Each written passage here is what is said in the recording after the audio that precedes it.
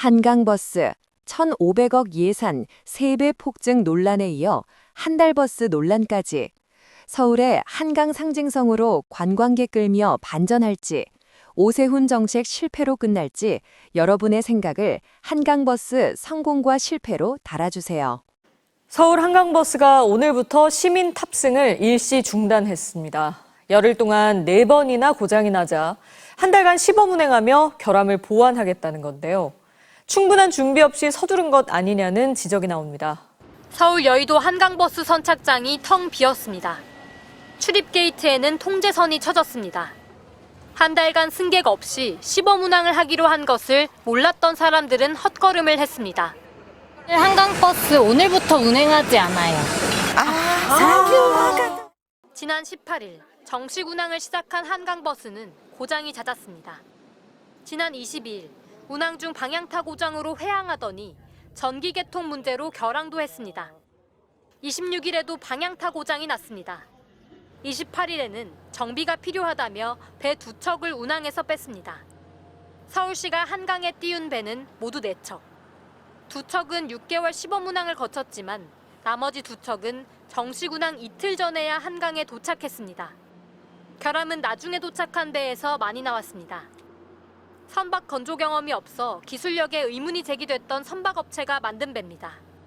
출퇴근용으로 이제 사용한다고 했고 자주 왔다 갔다 해야 되고 하는 부분이 있으면 시범 운항이 몇 개월은 조금 돼야 되지 않을까라는 생각. 오세훈 서울시장은 운행 중단에 대해 사과했습니다. 시민 여러분들 사이에서 약간의 불안감이 생긴 것도 사실인 것 같습니다. 한 달 정도 중단하고 충분히 안정화를 시킬 수 있다면 그게 바람직하겠다는 결정을 내렸습니다. 서울시는 시범 운항이 끝나도 한강버스 속도를 획기적으로 높이기는 어렵다고 밝혔습니다. 한강버스는 당초 계획과 달리 마곡에서 잠실까지 2시간 넘게 걸려 대중교통 수단으로서 역할에 의문이 제기되고 있습니다. 서울시가 밝힌 열흘간 탑승객은 2만 5천여 명. 대중교통 목적으로 탔는지 관광용인지 구분해서 집계 가능하냐는 질문에는 이동 수요가 있다는 사실이 수치로 증명되면 될 뿐 관광용이냐 출퇴근용이냐는 중요하지 않다고 답했습니다. 이걸 왜 이렇게 좋아하시는 거예요? 수상 버스는 처음이고요. 수상 택시가 있었잖아요. 맞아요. 버스가 택시가 복수되면 뭐 우리가 모를 줄 알았어요. 예, 항상 좀 시대를 조금 앞서가고 있다. 시간이 좀 단축이 되는 건가요? 출퇴근 시간이? 시간의 문제로 접근하기보다는 이건 낭만의 문제. 새로운 교통수단 여태까지 더하기. 제가 너무 낭만 없이 살았나 봐요. 그럼요. 퇴근하고 난 다음에 망원 선착장 가서 네. 한강버스 타고 여의도에 가서 편안하게 저녁을 즐기다가 퇴근할 수도 있는 거고. 너무 해금이 많이 들어가죠, 근데. 그렇지가 않습니다. 선착장은 없던 걸 만든 겁니다. 한강에 오는 외국인을 비롯한 사람들이 비용을 발생시키고 그 비용을 바탕으로 한강버스가 돌아다니니 호텔 경제학보다 한 단계 위에 있는 한강버스 경제학이 아닌가. 이제 안 되기만 해보세요. 제 세금 진짜 청구하려니까. 내일 모레 이걸 왜 수요일에 이렇게 좋아하시는 거예요? 근데 진짜 옛날부터 누가요? 수상버스 이런 거 되게 오래. 수상버스는 처음이고요. 아니 근데 그때 수상 택시가 있었잖아요. 맞아, 오래전 옛날. 뭐 버스가 택시가 복수되면 뭐 우리가 모를 줄 알았어요.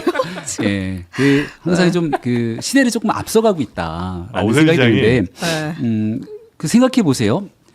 지금 이제 반포에 가면 네. 세빛섬, 네. 옛날 세빛 둥둥섬이라고 둥둥섬. 네. 얼마나 말이 많았습니까? 근데 지금 반포에 가면 엄청나게 많은 외국인들이 와서 대한민국 한강을 상징하는 공간처럼 돼버렸고 DDP 동대문 디자인 플라자 갖고 무슨 엄청난 혈세를 낭비했다고 하는데 그 DDP 하나가 창출하는 서울의 부가가치가 어마어마합니다. 네. 한강버스가 이제 9월 18일부터 서울의 7개 선착장을 돌아다닐 거예요. 네네. 여기가 상암이니까 여기서 제일 가까운 데는 망원 네. 선착장이 있을 거고 네. 그리고 우리가 마곡에서 잠실까지인데 중간에 여의도가 핵심 지역이기도 하고요. 네.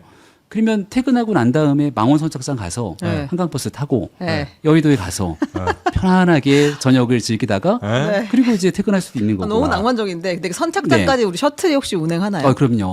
셔틀이 운행하는 곳도 있고 네. 대다수는 마을버스를 통해서 연결하기도 하고 아니면 여의도 선착장, 네. 좋다. 뚝섬 선착장, 아하. 그리고 옥수 선착장 같은 경우는 네. 지하철역에서 바로예요.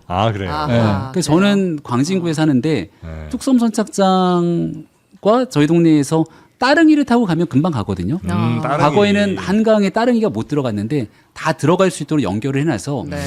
한강버스를 새로운 교통수단 플러스 대한민국 수도 서울의 낭만을 알려줄 수 있는 최고의 명소가 되고 그 참 낭만을 시에서 굉장히 계속 주려고 하는데. 중요하죠. 근데 이게 낭만. 현실적으로도 네. 시간이 좀 단축이 되는 건가요? 출퇴근 시간이? 시간의 문제를 접근하기보다는 이건 낭만의 문제. 새로운 교통수단 나 여태까지 더하기 제가 너무 낭만 없이 살았나 봐요. 그럼요. 시민들께 여유와 낭. 우리 K-팝 데모넌터스를 보면 이게 그 캐대원에서 악령들과 싸우는 전투 씬이 나오는 게 청담대교 씬이 이렇게 나오거든요. 네. 한강버스를 타고 쫙 가면서 저 청담대교 저게 저 캐대원에 나왔던 씬이다. 아하, 관광 자원으로 또 굉장히 그럼 상암에서 청담까지 가려면 한 3시간 걸리는 건 아닐까요? 청담대교에 있는 뚝섬 선착장까지 네. 오랜 시간 걸리지 않습니다. 네. 확실하니까. 여의도에서 뚝섬까지가 급행으로 가게 되면 30분이 채 안 걸릴 겁니다. 어허. 시간이 그렇게 길지 않아요. 몇 인승이에요 그 버스? 200명 탑승. 200명이요? 그래요? 200명이 조금 많이 타네. 넘는데 예. 많이 탈 수 있고 노저어서 가는 건 아니고 낭만은 또 노를 져야 그렇죠, 되는데. 그렇죠. 환경에 유해하지 않은 전기 전기예요? 전기도 버스예요? 있고 네. 또 하이브리드도 있고 아. 예, 그래서 아무튼 굉장히 한번 타보시면 그래요? 타보기 전에 되겠어라는 생각이 확 박실 거라고. 아무튼 이게 야심작이죠. 여기에 뭐 하나 광고를 좀 걸어놔야 되죠. 늘 말씀드리지만 집행하십시오 광고. 그 안에 이렇게 막 이렇게 네. 저 멕시코 무슨 저 노래 불러주고 이런 노래도 사람 있으면 부르고 좋겠다. 서빙도 가고 이렇게 저희가 처음에는 핑거푸드도 그렇게 막 200명이 탈 수 있는 배를 만들었는데 하다 보면 관광 자원이 확실히 될 거거든요. 네. 그리고 나면 이제 뭐 특별선을 만들어서 네. 그런 K-팝 공연도 같이 할 수 있는 그런 배가 탄생할 수도 있겠죠. 그리고 네. 나중에 저 그 버스 타고 그 불꽃놀이 할 때 네네. 그때는 이제 그 주변을 싹 한번 버스들 모여갖고 선상에서 구경하고 선상 구경. 너무 좋네요. 낭만이죠. 1회 3,000원? 3,000원. 거리와 상관없이 3,000원입니까? 그렇죠. 대중교통 카드랑 이게 다 되죠 연계? 기후동행 카드를 쓰시는 분들이면 네. 5,000원만 한 달에 더 얹으면 무제한입니다. 그렇군요. 네. 이 저 수상 버스도? 무제한. 그래요? 그러니까 기동카 쓰시는 분들이 이거 쓰시면은 자연스럽게 새로운 또 교통수단이 탄생하는 거고 제가 아까 말씀드렸지만 뚝섬에서 좀 놀다가 네네. 또 여의도 한강공원 가서 좀 배를 타고 놀다가 예. 그러니까 주말에는 이 한강 버스를 가지고 서울 전역을 돌아다니면서 즐길 수 있는 아주 좋은 아이템이 하나 추가된 거죠. 그렇군요. 좋습니다. 네. 네, 기대해 주십시오. 네. 이거 응원해 세금이 주시고. 많이 들어가죠, 근데. 그렇지가 않습니다. 사람들이 갖고 있는 오해가 네. 시민 열세가 낭비되는 것 아니야라고 네. 생각하실 텐데 네. 한강 선착장이 7군데를 만들어 놨다 그랬잖아요. 가장 대표적으로 여의도 선착장에 한번 가보면 네. 1층에는 이제 편의점이 있고 2층에는 치킨 파는 데가 있고 그리고 3층에 가면 아마 스타벅스가 있을 거예요. 바글바글해요 사람들이. 네. 거기서 나오는 수익이 한강버스를 운영하는 데 쓰이는 거거든요. 그래요? 이 선착장은 없던 걸 만든 겁니다. 근데 없던 걸 만들어서 한강에 오는 외국인을 비롯한 이 사람들이 거기에서 비용을 발생시키고 그 비용을 바탕으로 한강버스가 돌아다니니 네네. 호텔 경제학보다 한 단계 위에 있는 한강버스 경제학이 아닌가 이런 얘기를 들을 수 있습니다. 이거는 이제 뭐 우리가 한 1년 정도만 해보면 대략 판단은 가능할 것 같으니까 이제 안 되기만 해보세요. 저 세금 진짜 청구하려니까. 자 네. 그리고 뭐 조금 전 또 호텔 경제학 얘기해 주셨으니까 지금 예. 정부가 민생회복 소비 쿠폰 요거 굉장히 강력하게 추진하고 있잖아요. 네. 여기에 대해서는 서울시는 좀 반대 목소리 역시 내시는 거고요. 네, 잘 쓰고 있는데요. 네. 잘 모르시는 분들이 계셔요. 이거 다 이재명 정부가 하는 거지. 예, 정부에서 다 주는 거 아니야. 네. 근데 정부가 다 주는 게 아니라 서울시가 25%를 부담합니다. 민생회복지원금에 들어가는 재원이 네. 4분의 1 정도를 엄청난 돈이 들어가요. 억울하다. 생색은 왜 정부가 내고 지금 이런 말씀. 생색은 정부가 내고 부담은 지방 정부가 지고. 근데 우리가 돈이 넉넉하면 네. 뭐 3,500억 정도까지껏 할 수 있는데 서울시 재정도 우리 밑에 있는 자치구 재정도 정말 빠듯합니다. 그래서 우리가 내야 되는 빚이 3,500억의 빚을 내잖아요. 지방채 발행을. 그럼 지방채를 발행하려면 법적 요건이 있어야 될 거 아닙니까? 근거가. 지방채를 소비 쿠폰 주라고 지방채 발행할 법적 근거가 마뜩치 않아요. 그래서 행안부가 뭐 알아서들 해 하면서 우리가 지방채 발행을 어떻게 하냐면 재난관리기금으로 발행을 해서 재난기금에 쓸 수 없잖아요. 네. 그 통합안정화기금으로 옮겨서 그걸 다시 일반회계로 옮기는 여러 꼼수 절차들을 거쳐갖고 집행을 하다 보니 네. 야 이거는 좀 아니지 않아? 라는 지적이 하나 있고요. 네. 3,500억 빚이면은 이거 엄청난 돈이거든요. 네. 이 돈은 다 누가 갚냐? 이거 다 미래 세대가 부담해야 될 돈이거든요. 그리고 서울시가 조금 억울한 부분 중에 하나가 네. 이거 혹시 보이시면 좀 이렇게 잡아주시면 뭐예요? 카메라 예, 그냥 거기 이렇게 들고 드시면 계시면 됩니다. 됩니다. 네. 청년이 갚아야 할 빚 네. 이렇게 나와 있는데 과거에 보면 여기 보이는 것처럼 정부의 채무도 쭉 증가하죠. 2011년부터 2022년까지 이 서울시 채무도 쭉 증가합니다. 예. 근데 이제 오세훈 서울시장이 취임하고 난 다음에 이 채무를 감축해서 3년간 6천억 가까이를 감축시켜 놓은 거예요. 네. 예. 돈 감축한 거 보이시나요? 채무를 빨간색, 감축했다는 게 이제 지출을 이게 줄여가지고 계속 빚이 네. 들어가지만 네. 빚 더 우리도 빚내서 막 사업하고 싶죠. 하고 싶은 사업 막 하고 싶지만 네. 그렇게 하지 않고 빚을 오히려 줄여가면서 감축을 3년 동안 열심히 해왔는데 네. 그런 겁니다. 집에서 내가 정말 아껴서 네. 빚도 좀 많이 갚고 해왔는데 어느 날 갑자기 아드내미가 나가갖고 사업한다고 이만큼 떡 해갖고선 빚을 안겨주면 엄청난 부담이잖아요. 우리가 원하지 않았던 3,500억이 지방채를 발행해야 되는데 우리가 해왔던 서울시의 재정 철학과 앞으로의 방향성과도 맞지 않는다. 네. 이 부분만큼은 꼭 짚어두고 싶다는 거죠. 그리고 다시는 이런 거 하지 마라. 먼저 서울시와 주식회사 한강버스는 오늘부터 한 달간 추가적인 안정화를 위한 시범 운항, 무승객 시범 운항을 하는 것으로 결정했습니다. 지난 9월 18일 정식 운항 이후로 11일간 2만 5천 명의 시민들께서 이용해 주셨고요. 그 이후로도 많은 기대와 호응이 있으셨는데 또다시 시범 운항을 한 달간 실시하게 된 점 이를 통해서 기대에 실망을 끼치고 또 이용 과정에 불편을 끼쳐드린 점 사과드린다는 말씀을 먼저 드리겠습니다.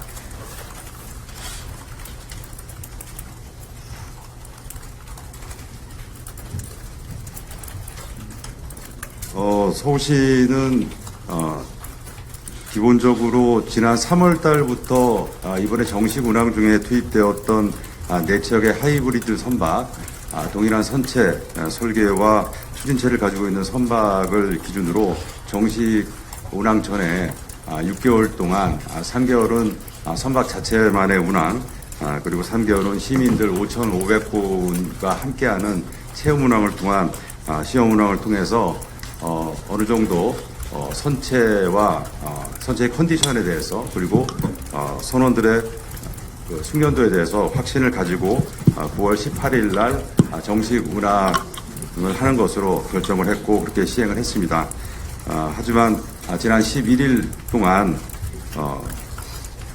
여러 가지 그 결함들이 미세하게 발생되면서 저희 선박은 어떤 승객들이 타시는 대중교통수단이다 보니 그 이용에 불편을 끼치는 결과가 몇 차례 초래되었고 여기에 대해서 저희들이 심각하게 받아들이고 다시 한번 선체 개별적으로 각각마다 스트레스를 주고 피로도를 주는 무승객 시범 운항을 통해서 문제점을 한 달 동안 다시 한번 점검하고 발견하고 보완하는 시간을 갖자 이렇게 결정을 하게 된 것이 경위에 대한 설명이 되겠습니다.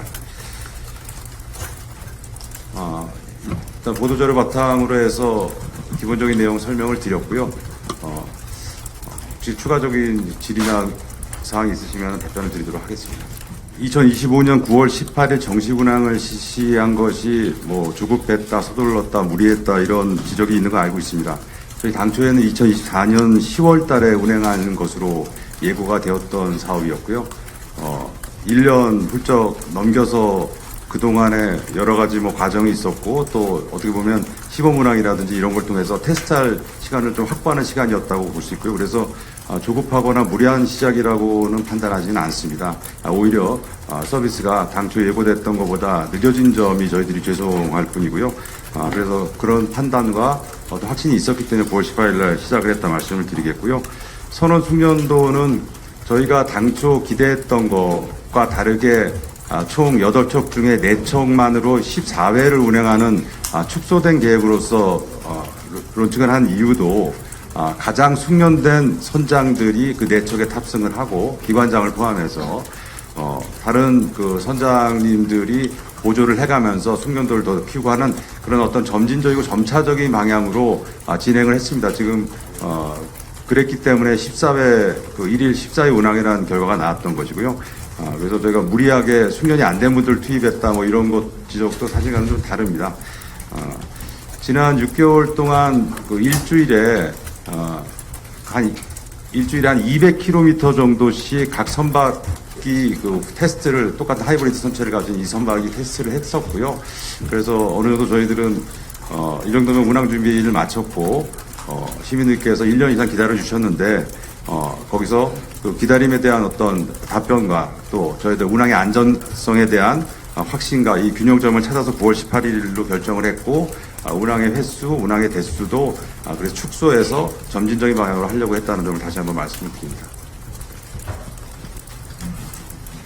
예, 먼저 그 선박 103, 104호 선박 얘기하셨는데 기본적으로 선박들은 계약상 AS 기간이 하자 보증이 2년입니다. 예, 그래서 지금 배 이상이 있거나 뭐 드러나지 않은 어떤 체킹돼 있는 것들은 다 기술적으로 리포팅을 다 해서 나중에 하자 보수에 대한 책임은 그 건조사에 있고요. 선박의 건조사에 있습니다. 그래서 나중 비용 정산이라든지 뭐 이런 것들은 그 계약서에 따라서 진행할 예정으로 있습니다.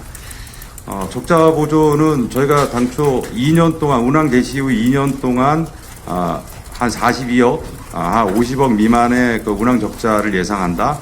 그리고 거기까지는 서울시가 재정 보존을 한다. 3년 차부터는 흑자로 전환할 수 있다. 그러면 서울시의 재정 지원 보조가 더 이상은 없다. 그래서 지속 가능한 구조를 만든다. 뭐 이런 모델이었고요. 지금도 그런 이번에 그 짧은 기간이었지만 11일 동안 저희가 운항을 하면서 확신을 들었던 건 저희들은 그 승선율이라고 하죠. 그러니까 좌석 점유율이라고 표현할 수도 있고 대중교통 수단마다 표현법이 좀 다른데 저희가 처음에 이 사업을 시작하기 전에 타당성 용역에서 했던 예측치보를 훨씬 웃도는 물론 오픈 그 어떤 개업을 했을 때 벌어지는 일일 수도 있겠지만 기본적으로 저희는 그것들도 고려해서 그때 타당성 용역을 했었는데 굉장히 승선율이 높았다.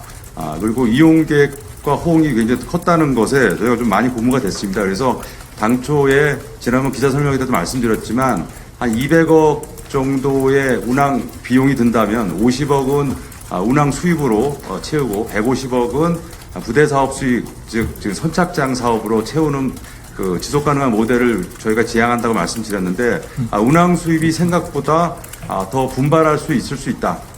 그렇게 되면은 그 흑자로 전환하는 시점 그리고 거기에 대한 좀 더 저희 자체적으로는 좀 기대가 커진 것은 사실이고요. 그래서 기본적인 사업 구조가 영구적으로 사업비 보조를 해주는 준공영제 모델이 아니고 흑자로 전환시킬 수 있는 모델이기 때문에 길게는 2년까지만 서울시가 재정 보존을 지원하도록 저희 그 조례와 협약서에 따라서 그렇게 설계되어 있습니다. 마련했습니다.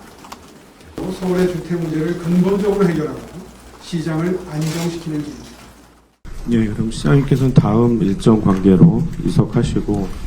예, 뭐 이석하기 전에 질문은 주시지 않았지만 아마 방금 전에 굉장히 그 한강버스 운행 중단 문제에 대해서 상당히 긴 시간 동안 우리 미래한강 본부장으로부터 상세한 설명이 있었던 걸로 들었습니다. 뭐 저도 입장을 밝히지 않을 수가 없는데요. 참 그 시민 여러분들께 송구스럽습니다. 사실 제일 아쉬운 것은 추석 연휴 때 가족들과 함께 한강버스에 타고 연휴를 즐길 수 있는 그런 계획을 세우고 많은 기대감을 가지셨던 서울 시민 여러분들이 분명히 계실 텐데 그 추석 연휴 기간 동안 운행을 못하는 게 저로서도 참 아쉽고 안타깝고 그리고 시민 여러분들께 송구합니다. 그러나 그동안에 열흘 정도의 운행을 통해서 몇 번 나타났던 그런 그 기계적인 결함, 전기적인 결함 이런 것들이 몇 번 발생하다 보니까 시민 여러분들 사이에서 약간의 불안감이 생긴 것도 사실인 것 같습니다. 그래서 지난 금요일 날 한 대 운행을 못했었죠. 그래서 그 직후에 그날 저녁 때 제가 한강본부장을 통해서 한강버스 주식회사에 요청을 했습니다. 이미 운항이 시작됐기 때문에 아마 운항을 중지하는 것에 대해서는 상당한 그 여론으로부터의 중압감이나 부담을 느낄 수도 있을 텐데 그런 부담을 뒤로 하고 허심탄회하게 전문가로서의 그러니까 선장님이나 엔지니어들의 전문가로서의 의견을 가감없이 한번 듣는 기회를 가지는 게 좋겠다. 그래서 그런 기회에 그분들이 조금이라도 불안감이 있다면 운행을 중지하고 종합적인 정비를 하는 기간을 그리고 안정화시키는 기간을 가지겠다는 의견을 내주신다면 그걸 존중하는 게 좋지 않겠는가라는 취지의 요청을 드린 바 있고 그 다음날 오전에 아마 그 의견을 수렴했던 모양입니다. 근데 그 자리에서 나온 의견이 그렇다면 일정 기간 동안 운행을 정지한 상태에서 좀 더 심도 있는 안정화 방안을 강구하는 것이 좋겠다는 취지의 건의가 있었고 적정한 기간에 대해서는 그날 의견을 들어보니까 한 달 정도면 충분히 점검도 하고 안정화를 할 수 있겠다 하는 의견을 주셨다 그래요. 그래서 그런 말씀을 듣고 그렇다면 그렇게 하는 게 좋겠다. 조금 한 달 정도 지연되더라도 이게 1, 2년 운항하고 말 게 아닌 이상 이번 기회에 한 달 정도 중단하고 충분히 안정화를 시킬 수 있다면 그게 바람직하겠다는 결정을 내렸습니다. 다시 한번 운항을 탑승을 계획하시고 운항을 기대했던 서울 시민 여러분들께 정말 송구스럽다는 말씀드립니다. 서울시가 도입을 추진 중인 수상버스. 한강버스는 마곡에서 잠실까지 50분 만에 이동할 수 있어 새로운 교통수단으로 기대를 모았습니다. 마곡에서 출발해 여의도와 압구정을 거쳐 잠실까지 한강변으로 7개 선착장을 연결하고 8척의 배를 띄워 운항하겠다는 게 최초 계획이었습니다. 한강버스는 친환경 선박으로 운영되며 처음 8대를 시작으로 순차적으로 안전하게 선박을 도입해 시민들에게 제공하게 됩니다. 한강버스 정식 운항 일주일도 남지 않은 시점, 배 운항에는 차질이 없는지 알아봤습니다. 제가 지금 나와 있는 이곳은 여의도 선착장입니다. 당초 배 8척으로 한강버스를 운항하겠다는 서울시 계획과 달리 당장 운항할 수 있는 배는 시범 운항을 마친 단 2척뿐입니다. 그렇다면 나머지 배들은 어디에 있는 걸까? 당초 한강버스는 지난해 2월 A중공업에서 8척을 제작하기로 계약됐습니다. 배 인도 시점은 2024년 10월. 하지만 A중공업은 배 8척을 해당 시기까지 제작할 수 없다고 판단했고 2척을 제외한 6척은 불가능하다고 서울시에 통보했습니다. 이후 서울시는 B중공업과 추가 계약했습니다. A중공업에서 불가능하다고 통보받은 배 6척입니다.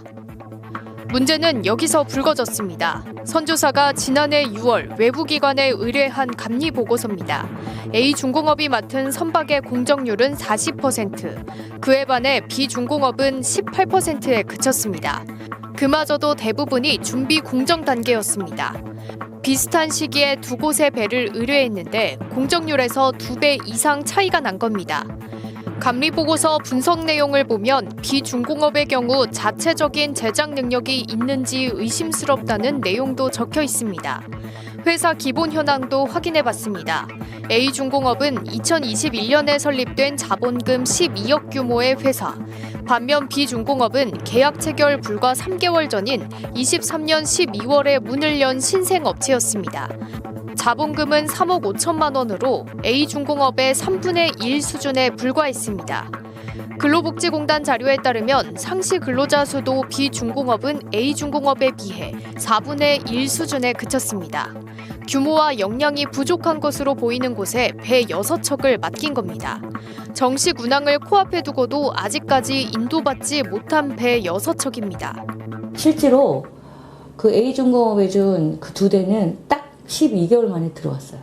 물리적으로 가능하지 않은 조건을 회사들한테 내놓으니 그걸 받아가는 회사들은 없었던 거죠.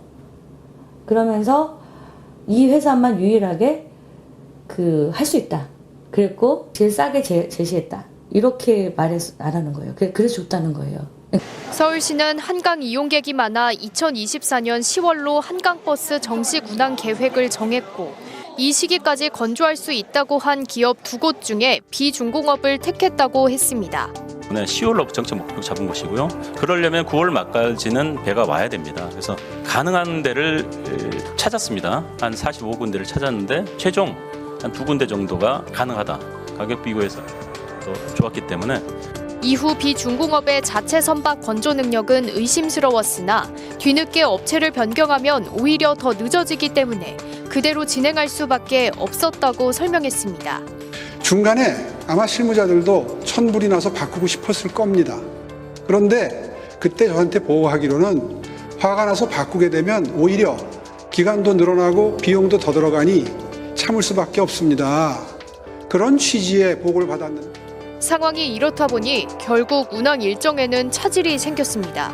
애초 작년 9월까지 배를 인도받아 10월 정식 운항에 들어가려던 계획은 올해 3월로 한 차례 미뤄졌고 이어 6월로 또다시 9월로 3차례나 연기됐습니다.